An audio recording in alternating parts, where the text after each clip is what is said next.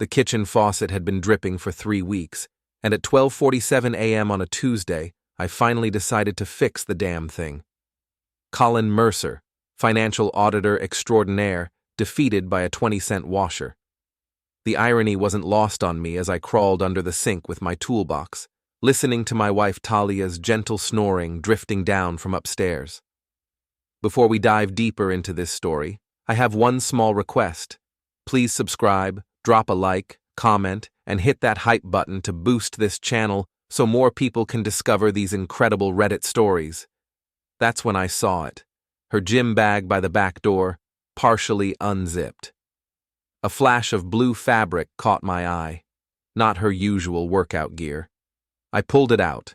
A men's dress shirt. Expensive. Definitely not mine. Well, shit, I muttered, holding the shirt up to the dim under-cabinet lighting. Size large. I'm a medium. The cologne smell hit me next. Something tropical and obnoxious.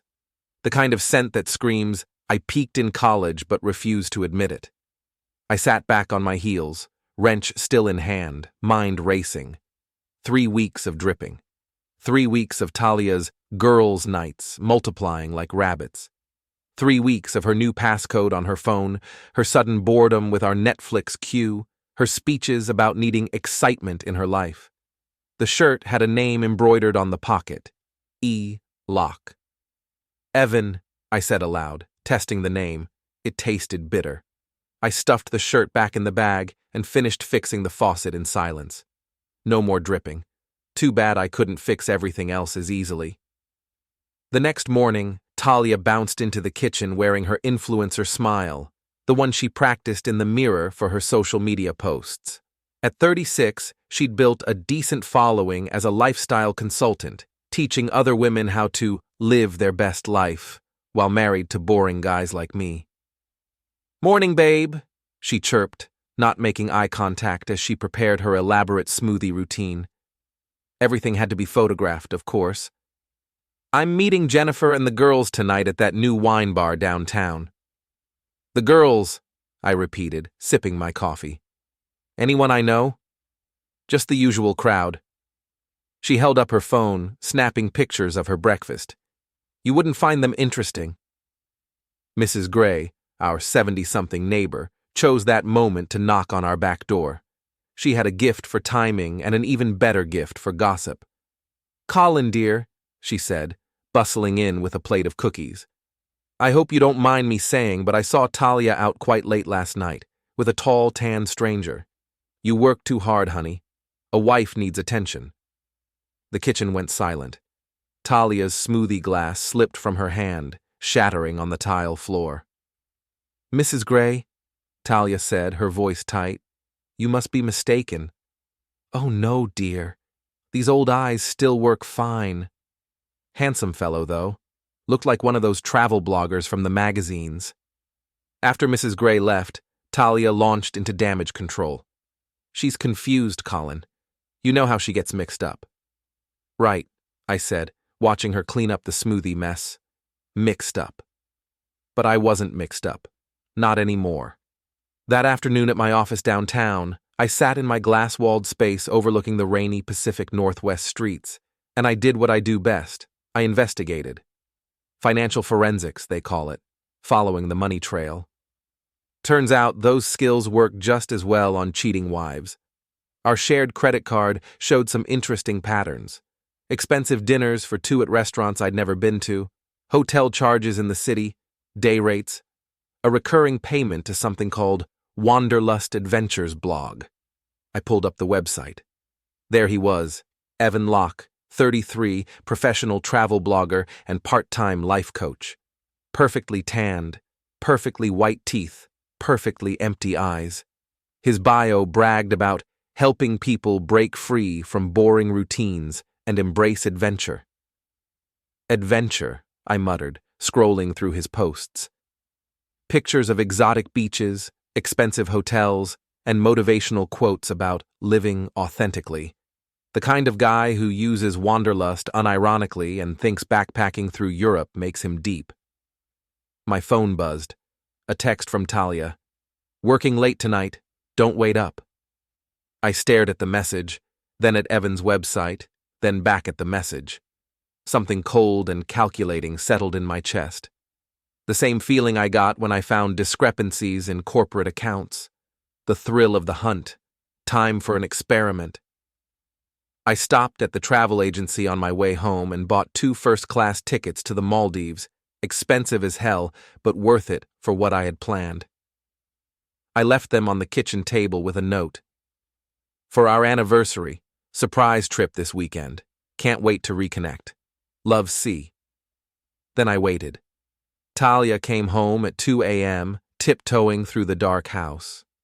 I pretended to be asleep, listening as she crept into the kitchen for water. I heard the envelope crinkle as she picked it up. The next morning, she was waiting for me with the tickets in her hand and murder in her eyes. "What is this?" she demanded. "A romantic getaway," I said innocently, pouring my coffee. "I thought we could use some time together. Colin, I can't just drop everything and go to the Maldives. I have responsibilities, a business to run. Your Instagram can wait a few days." "It's not just Instagram." Her voice cracked with frustration. "You don't understand what I do. You never have. This is exactly why—" She stopped herself. "Why what?" "Nothing. I'm not going anywhere. You should have asked first." She stormed out, leaving the tickets on the counter. Phase 1 complete. I gave it an hour, then checked our shared tablet. The one she always forgot was synced to her phone. Her deleted messages restored automatically, a feature she'd never bothered to learn about. There it was, her chat with Evan. Talia. Crisis. Colin bought Maldives tickets. Wants to go this weekend. Evan. Shit, what are you going to tell him? Talia. That I'm too busy. God, he's so clueless. Thinks a fancy trip will fix everything. Evan. Maybe we should cool it for a while. Talia. Are you kidding? I'm not letting his boring ass ruin what we have. I'll handle it. Evan. You sure? He seemed suspicious when I saw him at the coffee shop last week. Talia. Colin's too much of a pushover to do anything. Trust me, I know my husband. I screenshot everything, my hands surprisingly steady. The cold feeling in my chest spread, numbing the hurt. She was right about one thing. She was about to find out exactly who her husband was. But first, I had a phone call to make. Renee, it's Colin. How would you feel about a free trip to the Maldives? Renee Wallace had been my friend since college, back when Talia was just a girl I had a crush on in my marketing class. Renee was everything Talia wasn't. Unfiltered, loyal, and physically capable of handling herself. At 38, she ran an event management company and had zero patience for bullshit. Let me get this straight, she said over lunch at the Ledger, our usual dive bar downtown. Your wife is cheating with some travel blogger influencer, and you want to take me to the Maldives instead of her? That's the simplified version, yes. And this is revenge? This is just the beginning. Renee grinned, the kind of smile that made bartenders nervous. I'm in, but I want details about the rest of your plan. I pulled out my phone and showed her everything, the screenshots, the credit card charges, Evan's website. Her expression grew darker with each revelation. Jesus, Colin, how long has this been going on? Best guess? 3 months, maybe longer. And you're sure about this guy? Absolutely sure. I did some digging. Evan Locke makes decent money from his blog, but not enough to afford the lifestyle he's flaunting. He's been supplementing his income with sugar mama arrangements. Talia's not his first married woman. What a piece of shit. The finest.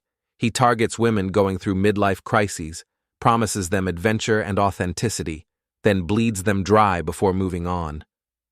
Renee downed her beer. So what's the real plan?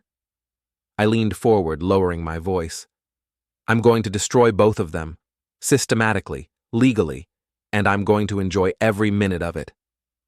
Now you're talking my language. The next morning, I called in sick to work, first time in 2 years, and headed to my lawyer's office. Patricia Chen had handled our mortgage paperwork and was sharp as a razor. Asset protection, I told her. I need to know my options.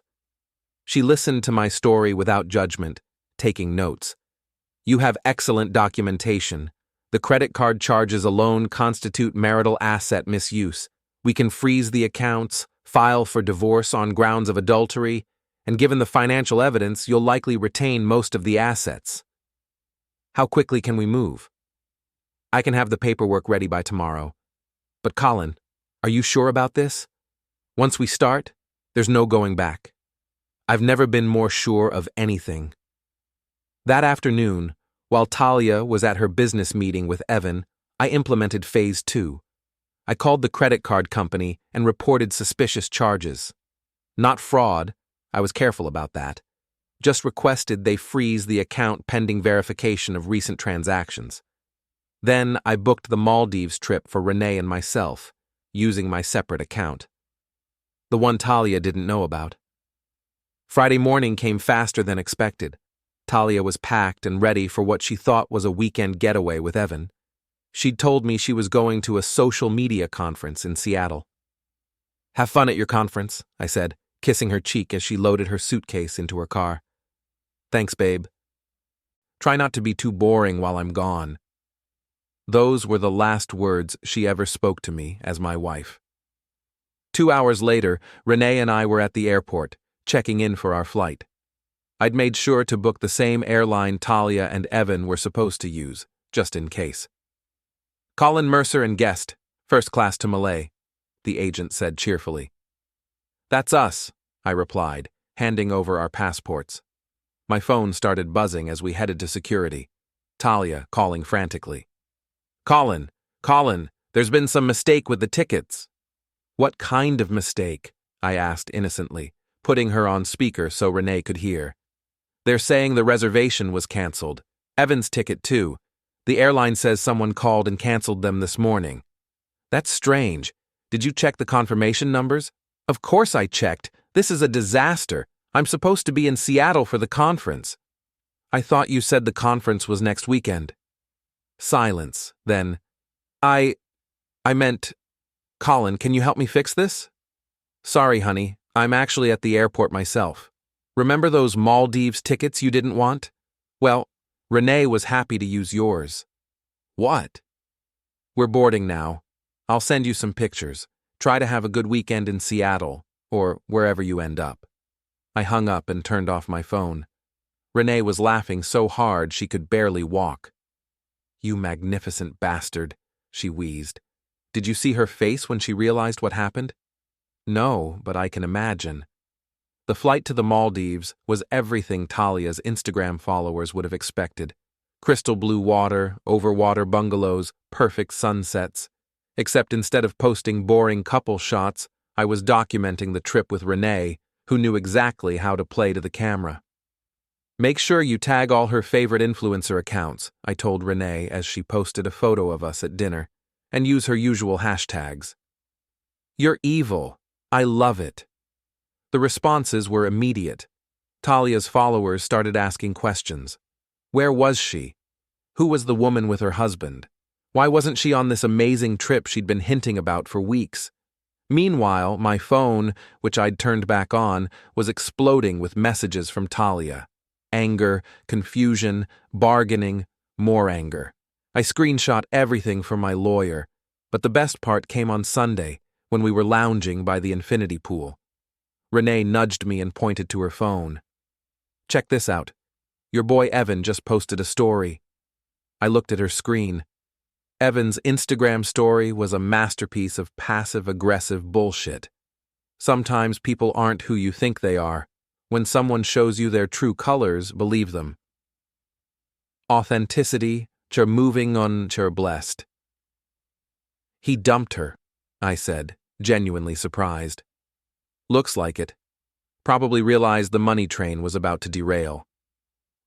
I felt a moment of something that might have been pity for Talia. Then I remembered the shirt in her gym bag, the cruel messages about my being a pushover, the months of lies. The pity evaporated. Colin, Renee said, her voice more serious now. What happens when we get home? I took a long sip of my drink and watched the sun set over the Indian Ocean. Phase 3. Which is? The fun part. We flew back Monday night, and I dropped Renee off at her apartment before heading home. The house was dark, Talia's car in the driveway.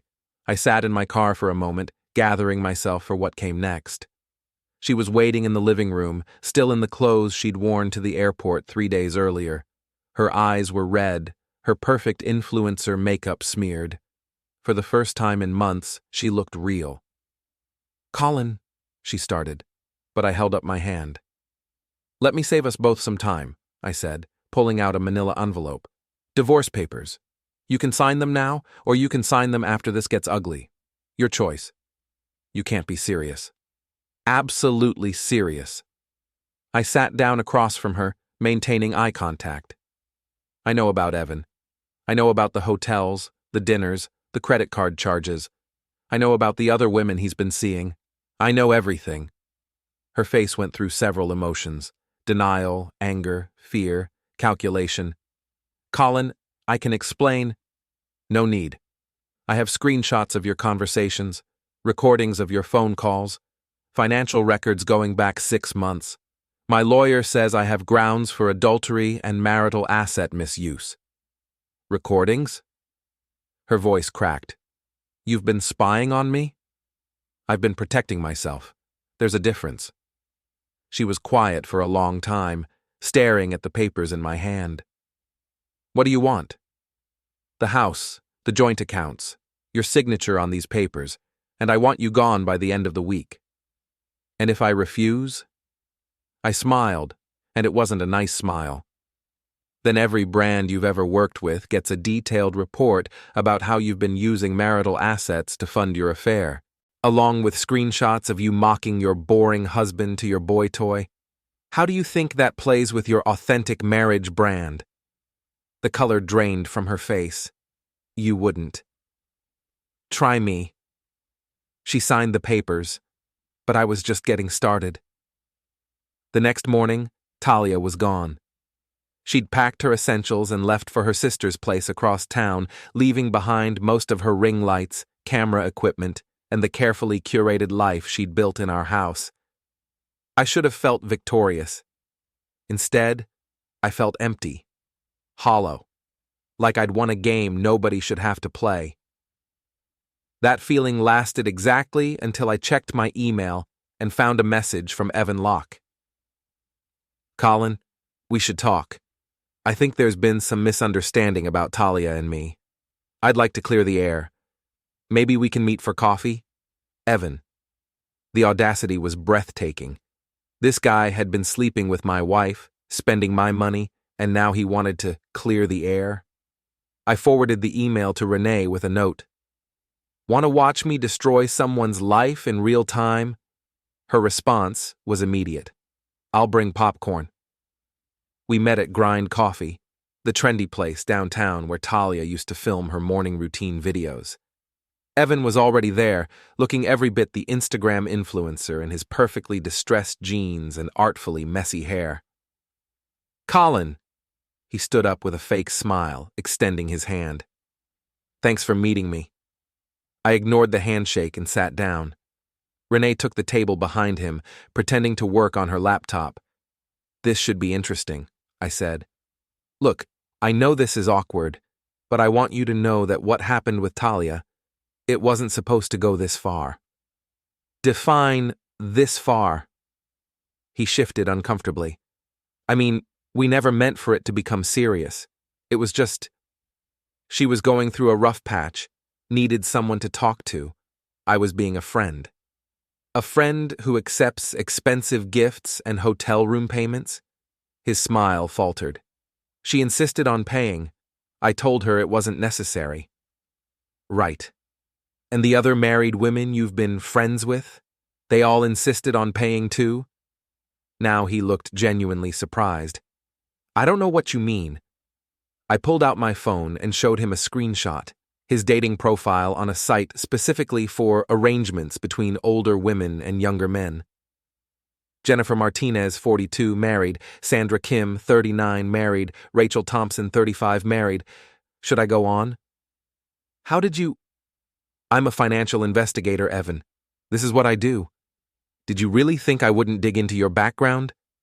He was sweating now, the confident influencer facade cracking. Look, what do you want? Money. I can pay you back for whatever Talia spent. With what money? Your blog pulls in maybe 30 grand a year, and that's being generous. Your rent alone is 2 grand a month. You're living off these women and we both know it. That's not true. Your landlord says you're 3 months behind on rent. Your credit score is in the toilet. Your car's about to be repossessed. Face it, Evan, you're a professional parasite. He stood up abruptly, knocking over his chair. I don't have to listen to this. No, you don't, but you might want to stick around for the interesting part. Which is? I smiled. I've already called Jennifer's husband, and Sandra's, and Rachel's. Turns out they're very interested in meeting you. The red liquid drained from his face. You can't do that. Already done. In fact, I believe Jennifer's husband Mike is a personal trainer. Big guy. Really big. He's looking forward to your conversation. Evan sat back down heavily. What do you want? I want you to disappear. Delete Talia's number. Block her on social media. If she tries to contact you, you ignore her. If I see you anywhere near her, or my house, or my neighborhood, those angry husbands get your home address. And if I do that, then your secret stays between us. The other wives never find out their husbands know. You get to slink away with your tail between your legs instead of getting the beating you deserve. He nodded quickly. Okay. Yeah, I can do that. Good. Oh, and Evan? Find a real job. This lifestyle guru bullshit doesn't suit you. I left him sitting there, probably calculating how fast he could pack his apartment. Renee caught up with me outside, grinning. That was beautiful, she said. Did you really call those other husbands? Every single one. Mike, the personal trainer, is real, by the way. He's very motivated. Remind me never to cross you. But my satisfaction was short-lived. That afternoon I got a call from my friend Dave, who worked at the marketing firm where several of my buddies were employed. Colin, man, I don't know how to tell you this, but Talia's been calling around. She's telling people you've been emotionally abusive, that you controlled her finances and isolated her from friends. What? She's got some of the guys convinced you're the bad guy here. Tom and Steve are saying they can't hang out with you anymore. They don't want to get involved in domestic drama. I felt like I'd been punched in the gut. Tom and Steve had been my friends for 15 years. We played poker every month, went to games together, had been each other's best men. Dave, you know that's not true. I know, man, but she's convincing. And she's got that whole social media thing working for her. She posted this long story about emotional abuse and financial control, and people are eating it up. I hung up and immediately checked Talia's Instagram. There it was, a carefully crafted post about surviving a controlling marriage and finding the courage to leave. The comments were full of support from her followers and, worse, from people we knew. My phone rang. Tom. Colin, I think we need some space, man. This whole thing with Talia, it's just too much drama. Sarah doesn't want the kids around that kind of situation. Tom, listen to me. I don't want to take sides, but some of the stuff Talia's saying, man, if even half of it's true, it's not true, any of it. Look, just give it some time. Let things cool down. Maybe we can talk in a few months. He hung up. An hour later, Steve called with essentially the same message. By evening, 3 more friends had distanced themselves. I sat in my empty house, surrounded by the silence Talia had left behind, and realized she'd played her final card. She couldn't have me back, couldn't salvage her marriage or her affair, but she could poison my friendships and damage my reputation. It was brilliant in a sociopathic way. But she'd made one crucial mistake. She'd assumed I was the same pushover she'd been cheating on for months. The same boring guy who'd fix the sink at midnight and pretend not to notice the strange shirts in her gym bag. She was about to learn how wrong she was. I picked up my phone and called Renee. Change of plans, I said when she answered. We're going nuclear. The next morning, I did something I'd never done in my career. I used my professional resources for personal business. As a financial auditor, I had access to databases and investigation tools that most people didn't even know existed. Within 2 hours, I had a complete financial profile of Talia's business. Her LLC was a joke, barely any legitimate income, but plenty of expenses that looked suspiciously like personal purchases. The IRS would be very interested in how she'd been categorizing her shopping sprees as business development. But that was just the appetizer. I spent the afternoon crafting a detailed report, the kind I usually prepared for corporate fraud cases: bank records, credit card statements, timestamps, location data from social media posts, a complete timeline of Talia's affair, cross-referenced with our joint finances. Then I sent it to every brand she'd ever worked with. Thought you should know how your brand ambassador has been representing family values, I wrote in each email. The responses started coming within hours. Sponsorship deals canceled, partnership agreements terminated, her carefully built influencer empire crumbling in real time. But I wasn't done. I called Patricia, my lawyer. I want to file a civil suit against Evan Locke for alienation of affection. Colin, that's a very difficult case to prove, and only a few states. We're in one of those states, and I have documentation of him specifically targeting married women for financial gain. This isn't just adultery, it's a pattern of predatory behavior. There was a pause. You want to destroy this man. I want justice. There's a difference. I'll draw up the papers. That evening, Renee came over with takeout and wine. We sat in my kitchen, the same kitchen where I'd found Evan's shirt, and planned the final phase. Your friends, she said, poking at her pad thai. The ones who dropped you. What's the plan there? Public vindication. I'm going to prove Talia's lying, and I'm going to do it in front of everyone. How? I showed her my phone. Tom's poker game is tomorrow night. I wasn't invited, obviously, but it's at the Ledger. Public place. You're going to crash your own friend group? I'm going to present evidence. Let them decide who's telling the truth. That's risky. What if they don't believe you? Then I'll know who my real friends are. The next night, I walked into the Ledger at exactly 8 p.m., carrying a manila folder and my laptop. Tom, Steve, Dave, and 3 other guys were at our usual table, playing 5-card stud. The conversation stopped when they saw me. Colin, Tom said uncomfortably, we talked about this. 5 minutes, I said, setting my laptop on the table. Give me 5 minutes to show you something, and then I'll leave. Man, we don't want to get in the middle. You're already in the middle. Talia made sure of that when she lied to you about me.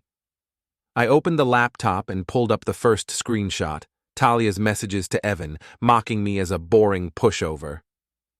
This is from 3 months ago, I said. While she was telling you guys I was controlling and abusive, she was telling her boyfriend I was too weak to do anything about her affair. The table went silent. I clicked to the next image, credit card statements showing hotel charges. Here's her idea of emotional abuse. Day rate hotel rooms while I was at work, paid for with our joint account. More clicks, more evidence, the dating site profiles, the other women, the timeline of lies. Jesus Christ, Dave whispered. Colin, I had no idea. She played you, I said simply. All of you. She knew if she got to you first with the abuse story, you'd never question it. Because you're good men who take domestic violence seriously. Tom was staring at the screen, his face pale. The financial control stuff? I froze our joint accounts after I found out about the affair, to protect my assets during the divorce. That's not financial abuse, that's common sense. Steve shook his head. Why didn't you tell us this before? Because I was trying to handle it quietly. I didn't want to drag you guys into our mess. But Talia forced my hand when she decided to lie about me. I closed the laptop. I'm not asking you to choose sides. I'm asking you to look at the evidence and make your own decisions. You've known me for 15 years. You've known her for 5. Who do you think is more likely to be lying? The poker game broke up early that night, but not before each of my friends apologized. Tom was the most shaken. His wife Sarah had been one of Talia's most vocal supporters online. "I'm going to have to tell Sarah," he said. "She shared Talia's post about abuse. If people find out it was bullshit." "Tell her the truth," I said. "That's all any of us can do." But the real vindication came 2 days later, when Evan Locke made the mistake of trying to salvage his reputation. He posted a long Instagram story about toxic masculinity and men who can't handle their wives' independence. He painted himself as a victim of my harassment and Talia as a woman bravely escaping an oppressive marriage. It was the last straw. I created a burner Instagram account and posted everything. Every screenshot, every receipt, every piece of evidence I'd gathered. The dating profiles, the messages, the financial records. I tagged every influencer in Talia's network, every brand they'd worked with, every mutual friend we had. The response was nuclear. Evan's followers turned on him within hours.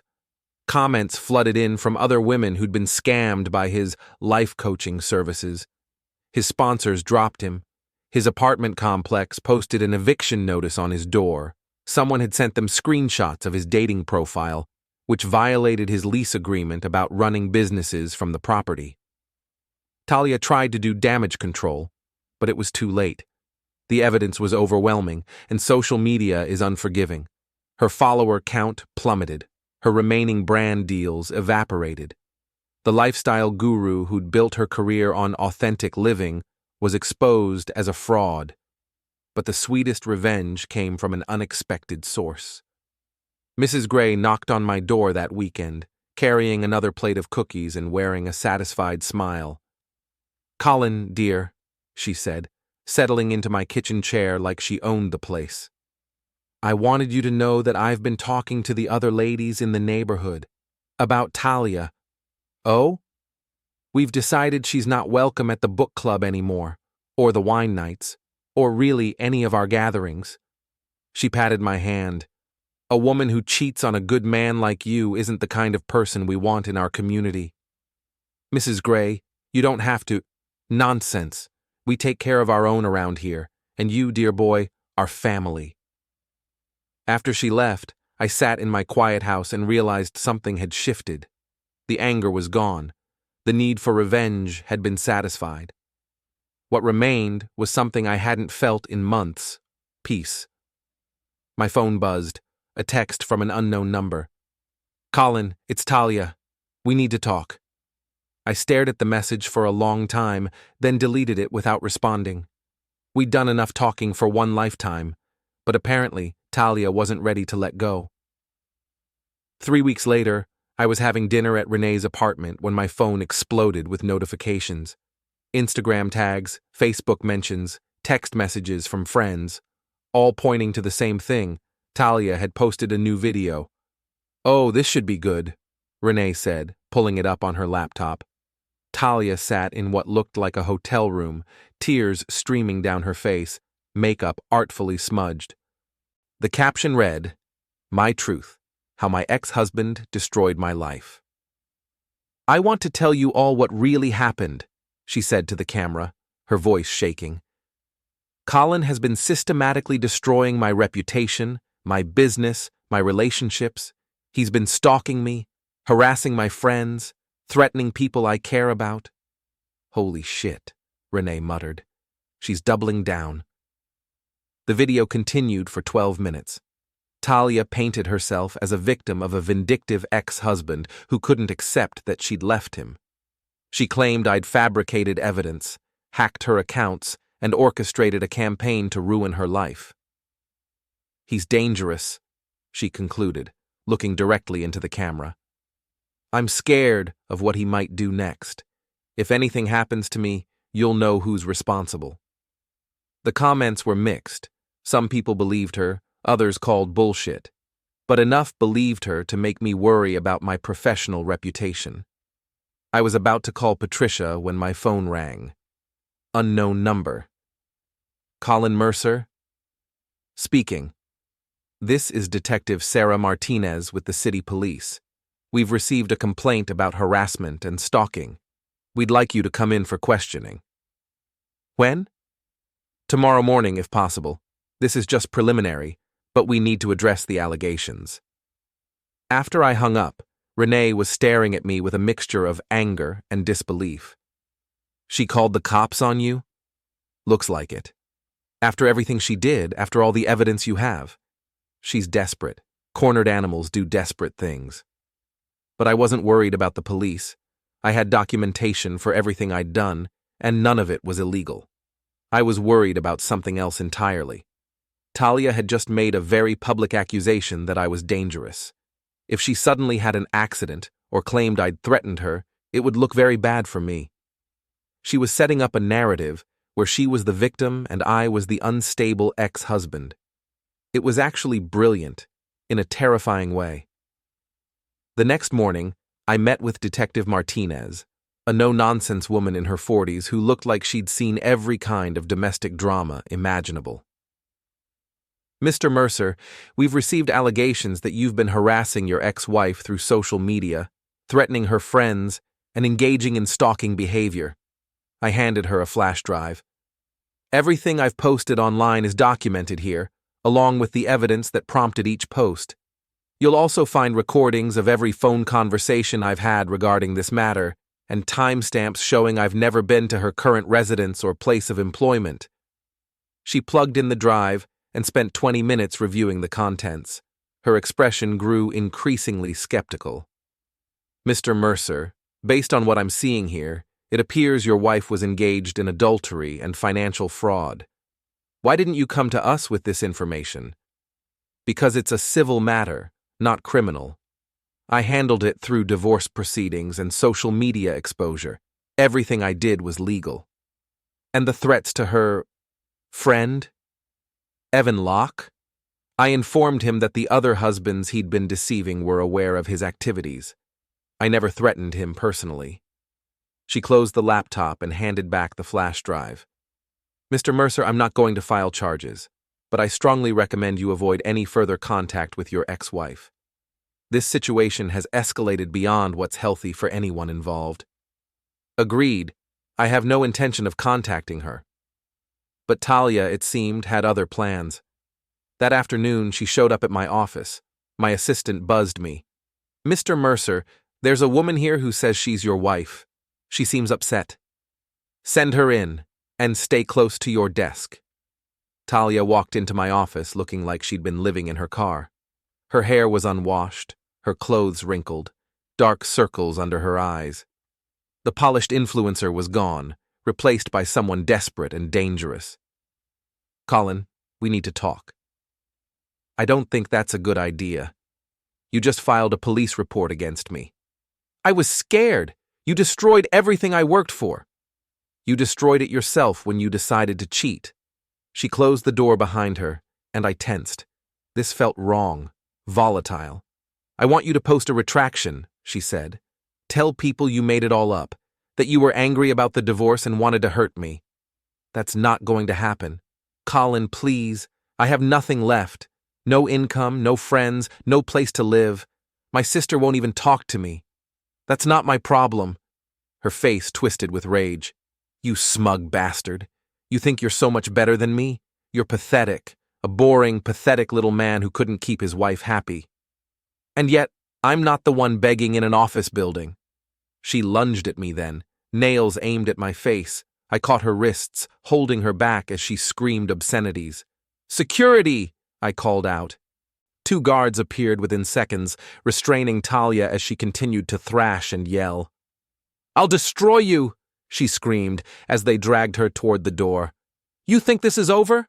I'll make you pay for what you've done. After they'd escorted her from the building, I sat in my office chair, hands shaking slightly. My assistant appeared in the doorway. Mr. Mercer, should I call the police? Yes, and I want a restraining order filed immediately. But as I watched Talia being led away through my office window, I realized this wasn't over. She'd shown her true face now, Not the calculating manipulator or the victim playing for sympathy, but the desperate, cornered animal beneath. And desperate people do desperate things. That night, I stayed at Renee's apartment. We ordered pizza and tried to pretend everything was normal, but I couldn't shake the feeling that Talia was planning something. Maybe you should go away for a while, Renee suggested. Take a vacation until she calms down. I'm not running from my own life. Colin, she's unhinged. Did you see her eyes today? That wasn't rational anger. That was something else. My phone buzzed. Text from unknown number. This isn't over. Then another. You'll pay for what you've done. And another. I know where you live. I showed Renee the messages. She grabbed her keys. We're going to the police. Right now. But as we headed for the door, my phone rang. Mrs. Gray. Colin, dear, you need to come home right away. There's been an incident. What kind of incident? Someone broke into your house. The police are here. 20 minutes later, I stood in my living room surveying the damage. Every photo of Talia and me had been smashed. My laptop was destroyed, furniture overturned, and spray painted on the living room wall in red letters. Liar. Detective Martinez was taking photos, her expression grim. Same person who filed the harassment complaint, I'm guessing? Has to be.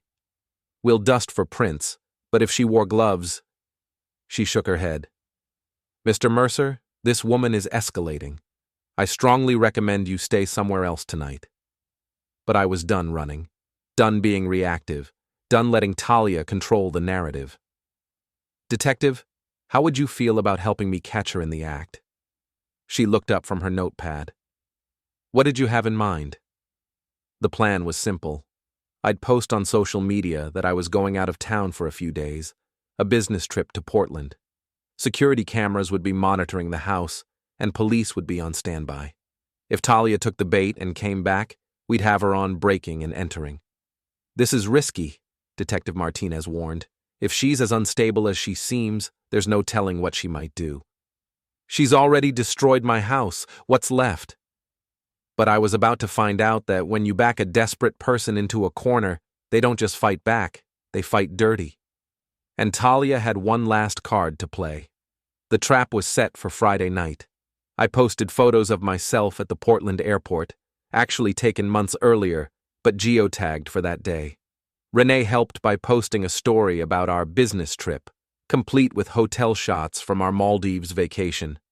By 9 p.m., I was hidden in Detective Martinez's unmarked car across the street from my house, watching and waiting.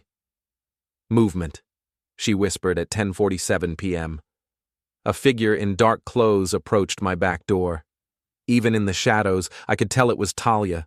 She'd lost weight, moved differently, hunched and furtive like a common criminal. She picked the lock, apparently YouTube University had taught her new skills, and slipped inside. Should we move now? I asked. Let's see what she does. We need clear evidence of intent. Through my living room window, we could see her flashlight beam moving around. She was in there for almost an hour, and when she finally emerged, she was carrying a gas can. Jesus Christ, Detective Martinez breathed, reaching for her radio. All units, suspect is armed with accelerant. Move in now. The next few minutes were chaos. Police cars surrounded the house, spotlights illuminating Talia as she stood in my front yard, gas can at her feet, lighter in her hand. Ma'am, drop the lighter and step away from the accelerant. But Talia wasn't listening. She was staring directly at the unmarked car where I sat, her face twisted with rage and madness. Colin! She screamed. I know you're watching! Detective Martinez grabbed my arm as I started to get out. Stay in the car! She's going to burn down my house. Not if we can help it. A negotiator was called in, a calm-voiced woman who tried to talk Talia down. But Talia was beyond reason now, ranting about how I'd ruined her life, destroyed her reputation, turned everyone against her. He made me do this, she shouted. He pushed me to this point. This is all his fault. Even in her breakdown, she was still trying to control the narrative. Still playing the victim. That's when I made a decision that probably saved both our lives. I got out of the car. "Colin, no!" Detective Martinez called, but I was already walking toward the police line. "Talia," I called out, my voice carrying across the yard. "It's over. Put down the lighter." She spun toward me, and in the harsh glare of the police spotlights, I could see how far she'd fallen. This wasn't the woman I'd married, or even the woman who'd cheated on me. This was someone consumed by rage and self-pity, willing to destroy everything rather than accept responsibility. "You did this to me," she said, her voice breaking. "I had a life, I had a business, I had friends." "You had an affair," I replied simply. "Everything else was your choice." "I loved you," she screamed. "I loved you, and you were boring. You never wanted to do anything or go anywhere or be anyone. So you decided to find someone who did. I made one mistake. You made 100 mistakes. The affair was just the first one." She was crying now, mascara running down her cheeks. I can't start over. I'm 36 years old and I have nothing." "You have your life. That's more than you'll have if you light that fire." For a moment, I thought she might listen. The lighter wavered in her hand. Then she looked around at the police cars, the neighbors watching from their porches, the phones recording everything, and I saw her make a final calculation. If she couldn't win, she'd make sure we both lost. "If I can't have my life back," she said, raising the lighter, "then you can't have yours either." But she'd made one crucial mistake. In all her planning, all her desperation, she'd forgotten about Mrs. Gray. My 70-something neighbor emerged from behind a police car with a garden hose, moving faster than I'd ever seen her move. "Not in my neighborhood, you little tramp," she yelled, hitting Talia with a full blast of water. The lighter went out, the gas washed away, and Talia collapsed to her knees, sobbing. As the police moved in to arrest her, Detective Martinez shook her head in amazement. "In 30 years on the force, I've never seen anything like that." "Mrs. Gray doesn't mess around," I said, watching my neighbor coil up her hose with satisfaction. "Not her. You. Walking into a hostage situation to talk down your ex-wife. That was either very brave or very stupid. Probably both." Later, as Talia was loaded into the police car, she looked at me one last time through the window. The rage was gone now, replaced by something that might have been regret. Or maybe that was just wishful thinking. The charges were serious: breaking and entering, attempted arson, criminal threatening. Talia's lawyer tried to argue temporary insanity brought on by emotional distress, but the evidence of premeditation was overwhelming. She pled guilty to avoid trial and got 3 years, suspended to 18 months with mandatory counseling. I never saw her again. 6 months later, I was cleaning out the last of her belongings from the basement when I found it, a journal she'd kept during our marriage. Against my better judgment, I opened it. The entries from early in our relationship were full of genuine affection. She'd loved my stability, my dry humor, my quiet competence. But somewhere around year 3, the tone shifted. I became boring Colin and my safe choice, and eventually the anchor holding me back. The last entry, dated a week before I found Evan's shirt, was the most revealing. "I know what I'm doing is wrong, but I can't stop. Evan makes me feel alive in a way Colin never has. I keep telling myself I'll end it. But then Colin does something so perfectly predictable, fixes the sink, balances the checkbook, falls asleep watching Netflix, and I remember why I need something more. I just wish I could have both. The security Colin provides and the excitement Evan brings. Maybe I can, for a while longer." I closed the journal and threw it in the trash. Some stories don't need endings, just periods. A year later, Renee and I were having dinner at the Ledger when Tom mentioned he'd seen Evan Locke working at a cell phone store in the mall.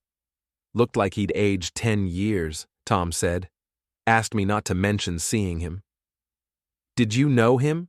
Renee asked innocently. "Just some guy Colin used to know. Tom replied, glancing at me with a slight smile. I raised my beer. To old friends and new beginnings. And to Mrs. Gray, Renee added, neighborhood watch champion. We drank to that. As for Talia, I heard through the gossip network that she'd moved to another state after her release, taken a job in retail, deleted all her social media accounts, started over with nothing, just like she'd feared. I should have felt vindicated. Instead, I felt something I hadn't expected, pity. Not for what I'd done to her, but for what she'd done to herself. She'd had a good life, a stable marriage, genuine friends, a growing business. She'd thrown it all away chasing something that was never real. But that's the thing about revenge. It's not really about the other person. It's about proving to yourself that you're not as powerless as you felt. I'd proven that. The question now was what to do with the rest of my life. The answer came 6 months later, when Renee and I were planning another trip, this time to Iceland. You know, she said over coffee, we make a pretty good team. We do. I mean a really good team. I looked up from my travel guide. She was smiling, but there was something serious in her eyes. Renee, I know it's complicated. I know we've been friends forever, and I know you're still processing everything that happened with Talia. But Colin, what we have, it's real. It's solid. It's the opposite of everything she put you through. I thought about it. Really thought about it. Renee had been there through the worst period of my life. She'd helped me execute my revenge, supported me through the aftermath, never judged me for the darker impulses that had driven me to destroy 2 people's lives. She knew exactly who I was, including the parts I wasn't proud of, and she was still here. Iceland sounds good, I said finally, but maybe we should make it a longer trip this time. How long? However long it takes. She reached across the table and took my hand. I can live with that. We left for Iceland the following month. I posted exactly 1 photo from the trip, Renee and me at the Blue Lagoon, genuinely happy, genuinely at peace. Mrs. Gray liked it within minutes, along with a comment. About time, dear boy. About time.